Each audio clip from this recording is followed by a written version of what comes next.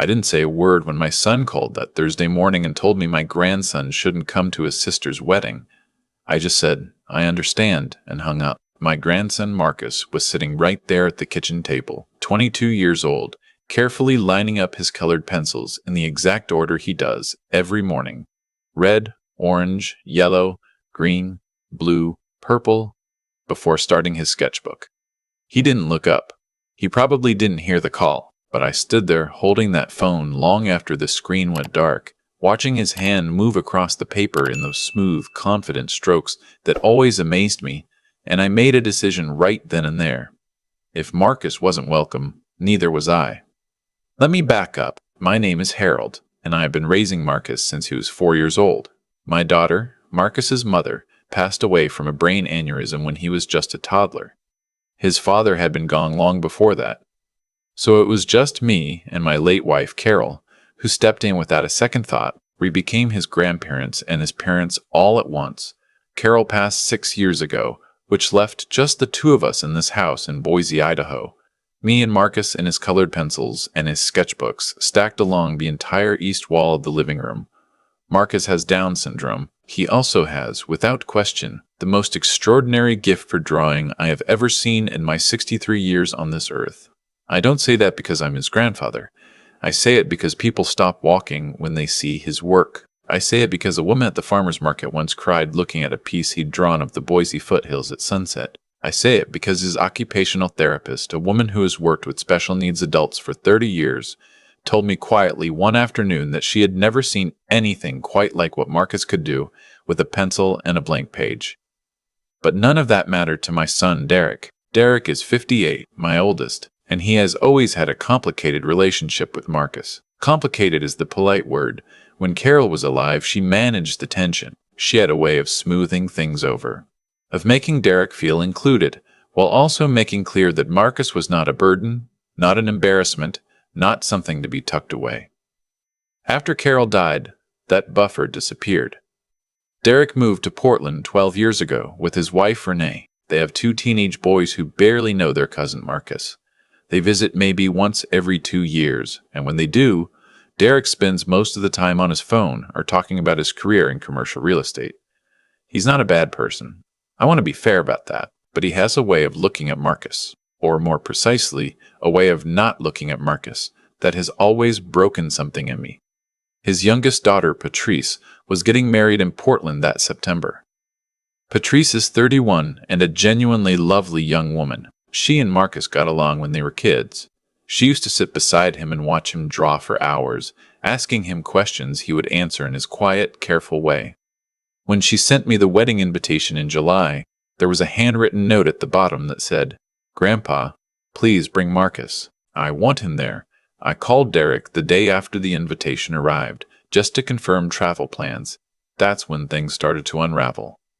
He was polite at first, asked about my flight, whether I needed help booking a hotel, whether Marcus had any new food restrictions he should tell the caterer about.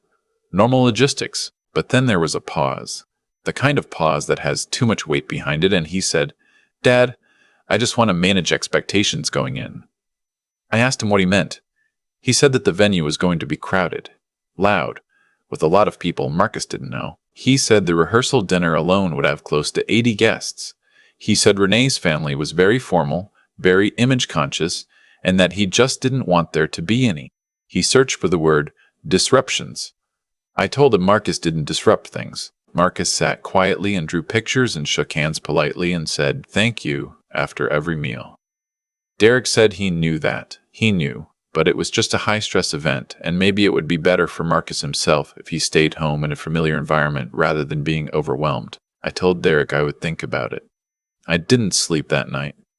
I know Derek's voice well enough to know when he's saying one thing and meaning another. Better for Marcus did not mean better for Marcus. It meant better for the seating chart. It meant better for the seating chart.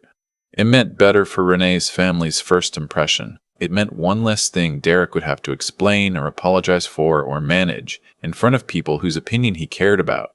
I sat on the back porch that night looking out at the yard where Marcus had, just that afternoon, spent 2 hours sketching the old oak tree near the fence. I thought about Carol and what she would say. She would not have paused the way I paused. She would have been on the phone with Derek within the hour, and her voice would have been soft and absolutely immovable. The next morning, Derek called back before I had a chance to call him. That's when he said it plainly. No more careful language. He said, "Dad, I think it would just be best if Marcus stayed home for the wedding. Patrice will understand." I said, "Does Patrice know you're calling me to say this?" There was a pause.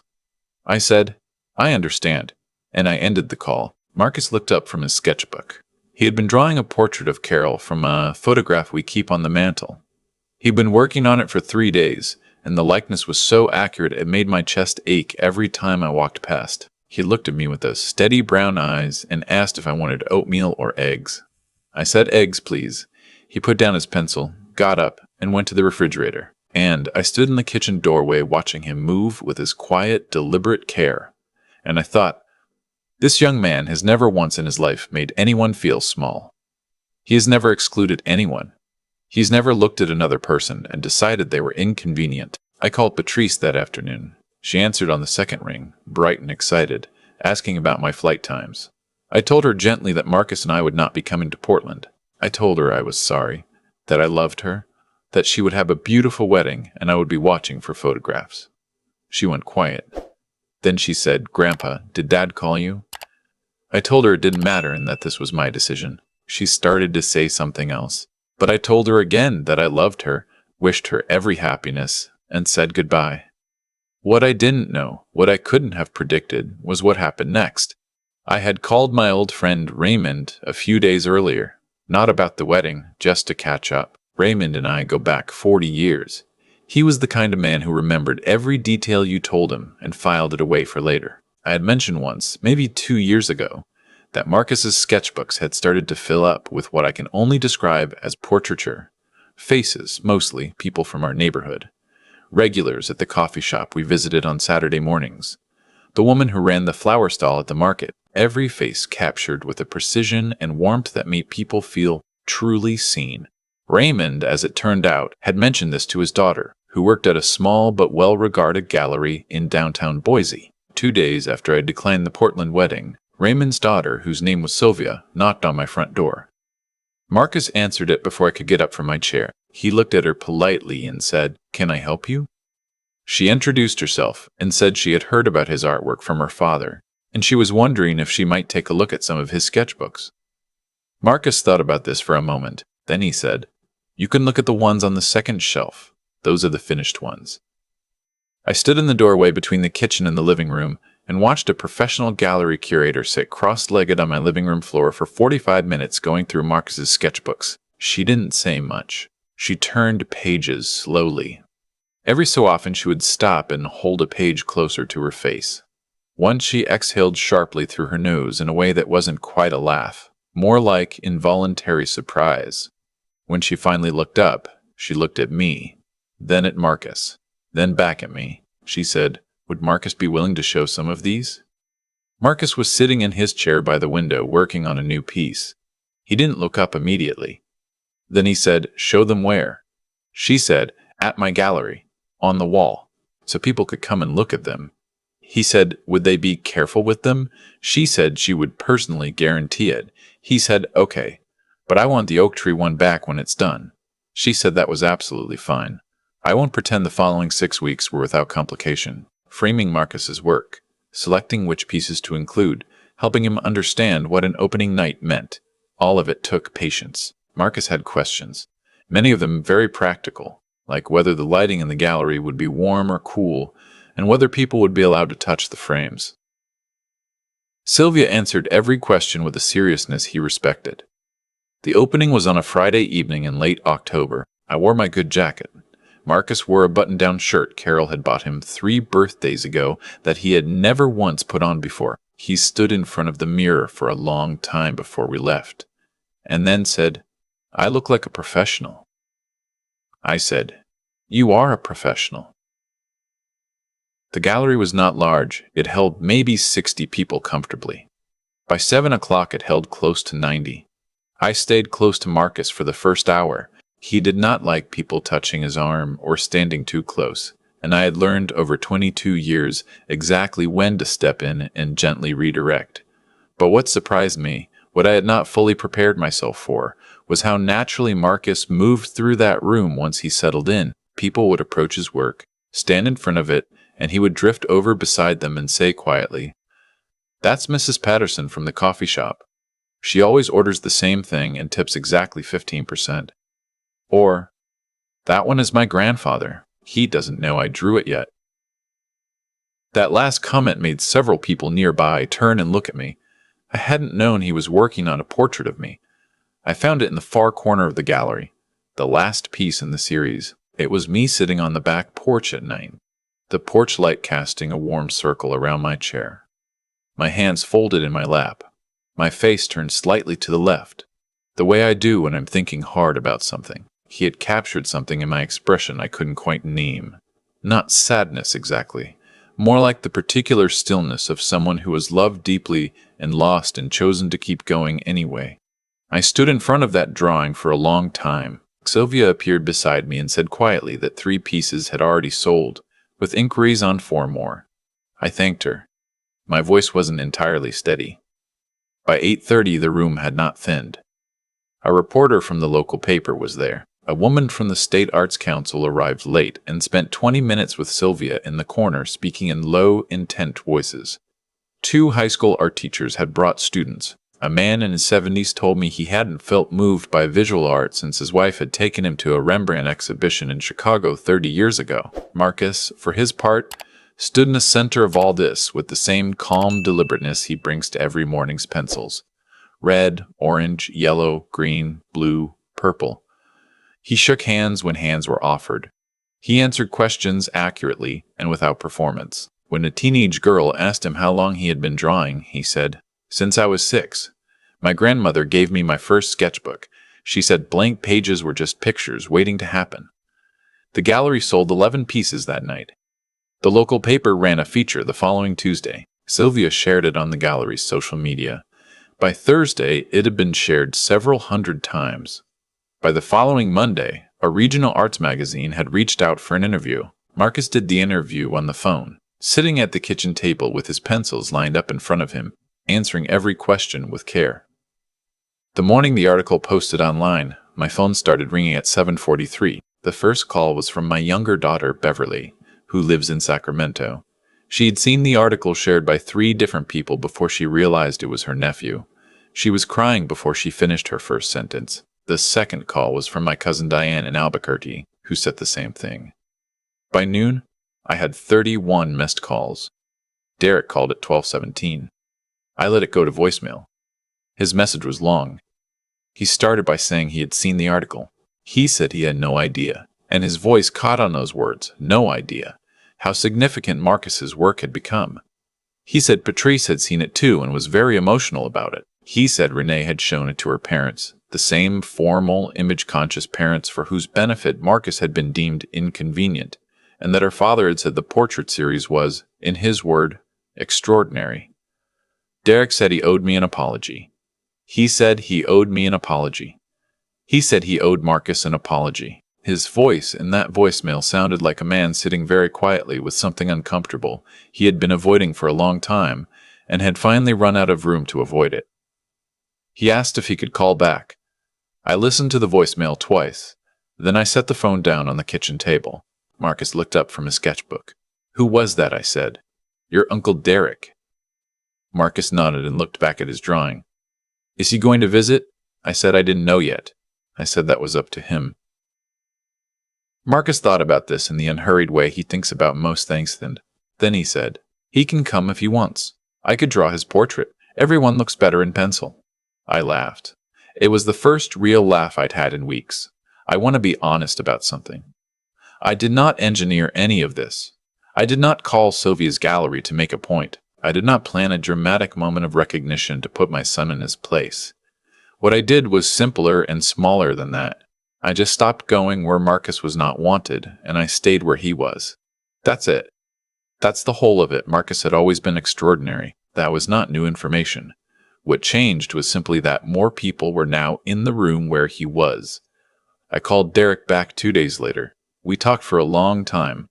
It was not an easy conversation, and I won't make it sound like one. There were things said that had needed to be said for years, and saying them was uncomfortable for both of us. Derek is not a villain. He is a man who let fear of other people's opinions make him smaller than he actually is. He knows it. I think he has known it for a long time. He asked again if he could visit. I said yes. He asked if Marcus would be willing to see him. I said he'd have to ask Marcus himself. Derek called Marcus the following Sunday. I stayed in the other room, but I could hear Marcus's side of the conversation. Measured, polite, no residual bitterness, because Marcus does not warehouse bitterness. He asked Derek what his favorite thing to draw a portrait of was, and Derek, apparently caught off guard, said he'd never thought about it. Marcus told him to think about it before he came to visit because he wanted to know. There is a practical question I should address, because I know it is on the mind of anyone who loves someone the way I love Marcus. What happens to him when I am gone? Carol and I talked about this often.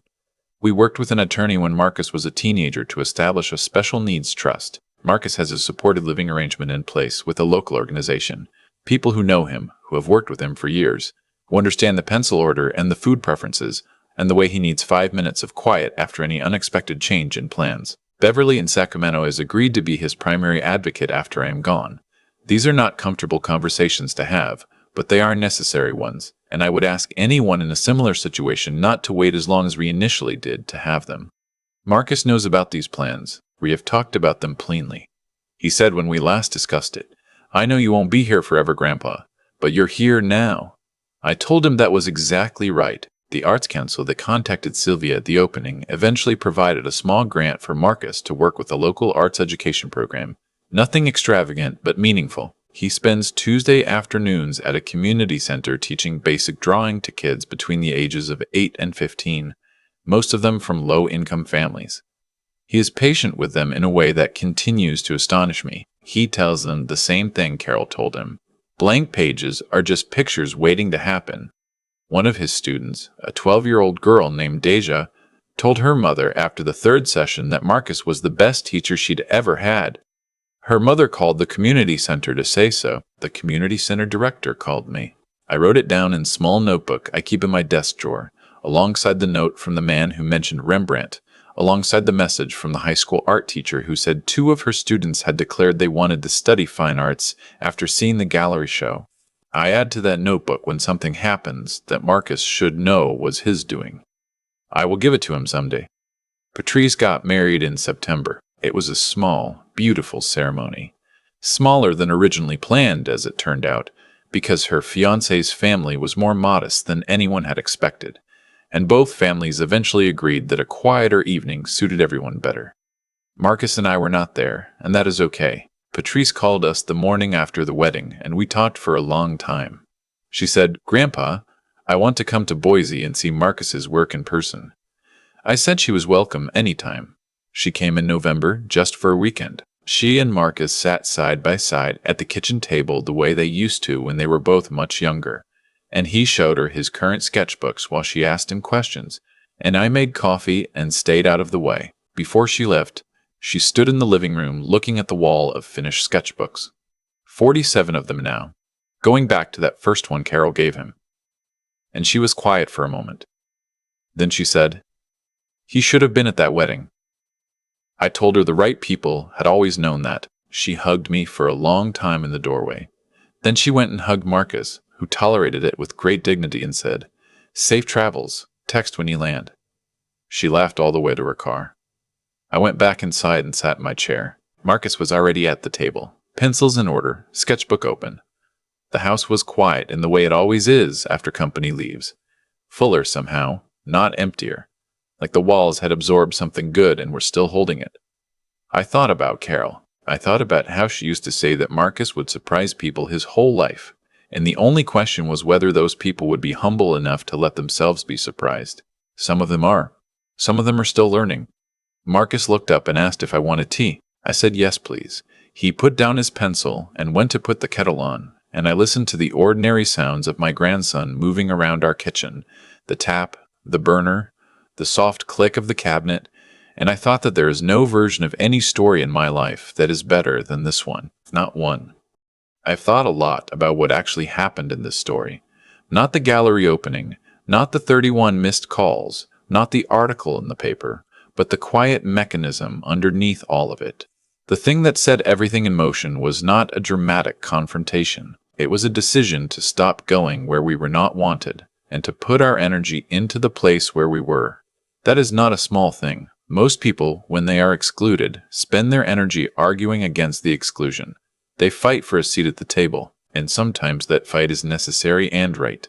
But there are other times when the table itself is the wrong table, and the energy spent fighting for a seat there is energy taken away from building something better somewhere else. Marcus did not need Derek's wedding to show the world what he was capable of. He needed a blank page and someone who would hang what he made on a wall where people could see it. What I keep coming back to is the word integrity. Not in the moral sense people usually mean, but in the structural sense. A bridge has integrity when all its parts are doing what they were built to do. A person has integrity when their actions match what they actually believe. For years, I believed Derek knew, at some level, that the way he treated Marcus was not consistent with the man he wanted to be. That gap between who we are and who we know we should be is not a comfortable place to live. It tends to close eventually, one way or another. Either we lower our standards to match our behavior, or something happens that makes continuing to look away impossible. The article in the paper was that something for Derek. I did not plan it. I did not engineer it. But I also do not think it was random.